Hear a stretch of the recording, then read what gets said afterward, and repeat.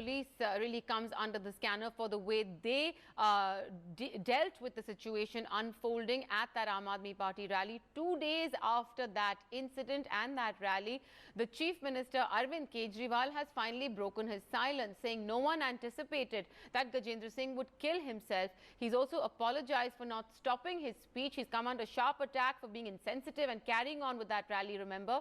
He said he will cooperate with the police and that the politics over Gajendra's death must stop. The farmers' distress issue is really what remains, must remain in focus.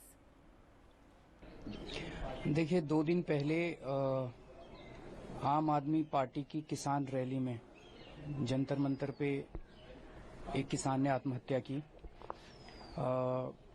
बहुत ही दर्दनाक घटना थी और मेरे लिए personally और भी ज्यादा थी। आज तक मैंने तो अपनी जिंदगी में कभी इस किस्म का कोई एक्सपीरियंस नहीं किया था। मैं जो कुछ प्रश्न उठाए जा रहे हैं उसके बारे में जवाब देना चाहता हूं।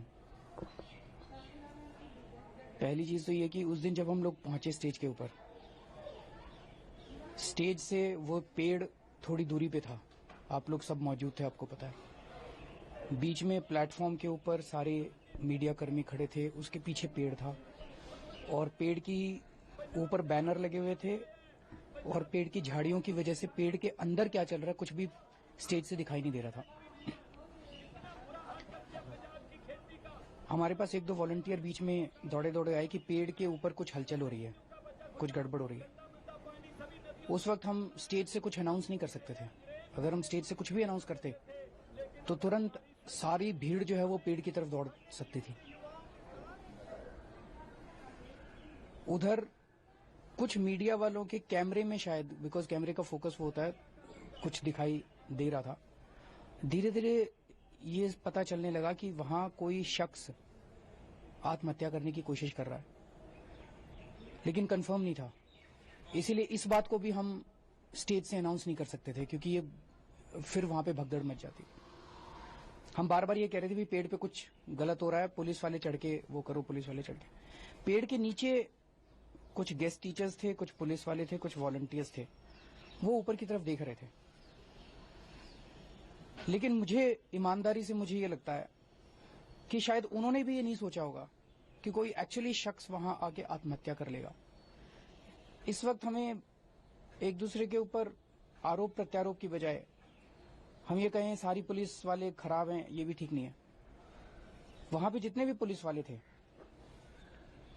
अगर उनमें से जरा भी आभास उनको होता कि ऐसा कुछ वो करने की कोशिश कर रहा है, मुझे पूरा यकीन है 80-90% लोग के दिल में दया होती है।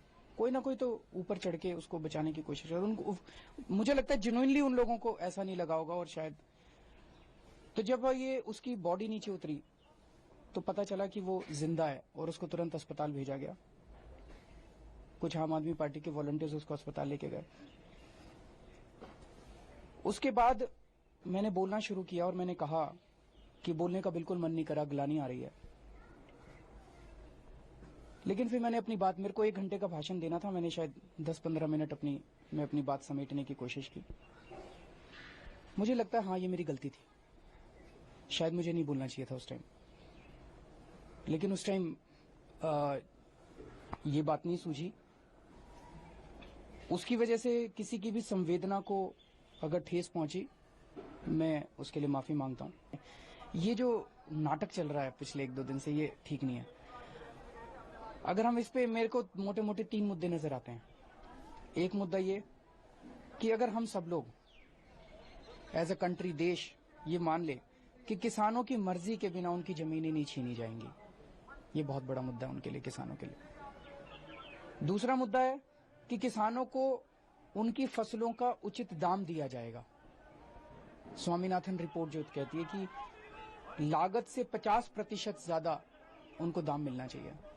इसके लिए जो भी जरूरत है, जितना राज्य सरकारें कर सकती हैं वो करें, जितना केंद्र सरकार कर सकती है वो करें। अगर किसानों को उचित दाम मिलने लग गए अपनी फसलों के, वो आत्महत्या क्यों करेंगे? और तीसरा कि अगर किसान की खेती बर्बाद हो जाती है तो उसको उसका मुआवजा मिलना उसका हक होना चाहिए। ये किसी मुख्यमंत्री के दया दृष्टि पे नहीं होना चाहिए। जैसे किसी मुख्यमंत्री ने 300 अनाउंस कर दिया, मैंने 20,000 अनाउंस कर दिया, ये किसी की दया दृष्टि पे थोड़ी कोई फार्मूला होना चाहिए। उसका हक होना चाहिए कि मेरी फसल बर्बाद हो गई, मैं निश्चिंत हूं, सरकार मेरी मदद करने के लिए आएगी। मेरी सब लोगों से हाथ जोड़ के विनती है, मुद्दे को किसानों के मुद्दे पे ले आओ और किसान इस देश में आत्महत्या करना बंद करें, चर्चा को इस पे ले आओ। जो जांच चल रही है, जांच होएगी और जांच में जो दोषी है वो निकल के आ जाएगा। मैं यही कहने की कोशिश कर रहा हूं, अगर आप अपनी 24 घंटे इसी के ऊपर डिबेट चलाना चाहते हैं तो आप अपना डिबेट चलाते रहिए। अगर इसी से टीआरपी बनती है तो आप करते रहिए। इससे किसानों की समस्या का समाधान नहीं हो रहा। किसानों की समस्या का समाधान होगा अगर हम किसानों के मुद्दे के ऊपर बात करना चालू करेंगे। मेरी हाथ जोड़ के आपसे विनती है, इसके चीथड़े उड़ाने बंद कर दीजिए। इससे किसानों का भला नहीं हो रहा है। इसकी चीर फाड़ करनी, इससे आपकी टीआरपी बढ़ रही है। 24 घंटे लोग टीआरपी बढ़ रही है आपकी, लेकिन इससे किसानों को कुछ भी भला नहीं हो रहा है। अगर मैं दोषी हूं, मुझे दोषी करार दे दीजिए, वो तो दे ही दिया। मुझे दोषी करार दे दीजिए, सारी घटना का मैं दोषी हूं, सब कुछ के लिए मैं दोषी हूं। मुझे उसके बाद कम से कम किसान, चलिए मैं दोषी हूं, सारी चीज का मैं दोषी हूं, मैं मान लेता हूं मैं दोषी हूं सारी चीजों का। अब किसानों की बात करें। जांच तो चल रही है, मजिस्ट्रेट को अपनी जांच करनी होती है। सीआरपीसी के अंदर मजिस्ट्रेट अपनी जांच करता है, पुलिस अपनी एफआईआर की क्रिमिनल इन्वेस्टिगेशन कर रही है। दोनों जांच कर रहे हैं, जांच को होने दीजिए। मैं इस देश की जनता से यह सवाल उठाना चाह रहा हूं कि जिस किस्म से पिछले 2 दिन के अंदर चल रहा है, अगर वो ठीक चल रहा है तो ठीक है। प्रधानमंत्री जी ने भी अपना बयान दिया है। देखिए, फिर से आप प्रधानमंत्री के पास जाइए, आप वित्त मंत्री के पास जाइए, आप इधर जाइए, आप उधर जाइए। सारे देश को मिलके समाधान नहीं ढूंढना है क्या? पार्टीबाजी करनी है क्या? पार्टीबाजी में क्यों पड़ने की कोशिश कर रहे हैं? सारा देश मिलके क्यों नहीं वो कर सकता? सारा देश मिलके इसका समाधान, सारी पार्टियां बैठ के इसका समाधान क्यों नहीं कर सकती हैं? सारे देश को मिलके करना पड़ेगा आशुतोष।